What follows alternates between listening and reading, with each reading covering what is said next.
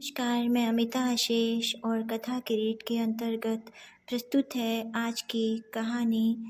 इसे लिखा है मुंशी प्रेमचंद्र जी ने और इसका शीर्षक है बाबा जी का भोग। रामधन अहीर के द्वार पर एक साधु आकर बोला, बच्चा तेरा कल्याण हो, कुछ साधु पर श्रद्धा कर। रामधन ने जाकर स्त्री से कहा, साधु द्वार पर आए हैं, उन्हें कुछ दे दे। स्त्री बर्तन मांज रही थी और इस घोर चिंता में मग्न थी कि आज भोजन क्या बनेगा। घर में अनाज का एक दाना भी न था। चैत का महीना था, किंतु यहाँ दोपहर ही को अंधकार छा गया था। उपज सारी की सारी खलिहान से उठ गई। आधी महाजन ने ले ली, आधी जमींदार के प्यादों ने वसूल की। भूसा बेचा तो व्यापारी से गला छूटा। बस थोड़ी सी गांठ अपने हिस्से में आई। उसी को पीट पीट कर एक मन भर दाना निकला था। किसी तरह चैत का महीना पार हुआ। अब आगे क्या होगा? क्या बैल खाएंगे, क्या घर के प्राणी खाएंगे, या ईश्वर ही जाने। पर द्वार पर साधु आ गया है, उसे निराश कैसे लौटाएं? अपने दिल में क्या कहेगा?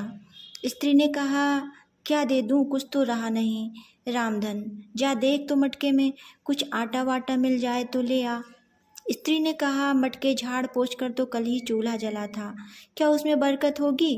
रामधन, तो मुझसे तो यह न कहा जाएगा कि बाबा घर में कुछ नहीं है, किसी और के घर से मांग ला। स्त्री, जिससे लिया उसे देने की नौबत नहीं आई, अब और किस मुंह से मांगूं? रामधन, देवताओं के लिए कुछ अगोवा निकाला है ना, वही ला, दे आऊं। स्त्री, देवताओं की पूजा कहाँ से होगी? रामधन, देवता मांगने तो नहीं आते, समाई होगी करना, न समाई हो न करना। स्त्री, अरे तो कुछ अंगोवा भी पंसरी दो पंसरी है, बहुत होगा तो 8 सेर। इसके बाद क्या फिर कोई साधु ना आएगा? उसे तो जवाब देना ही पड़ेगा। रामधन, यह बला तो टलेगी, फिर देखी जाएगी।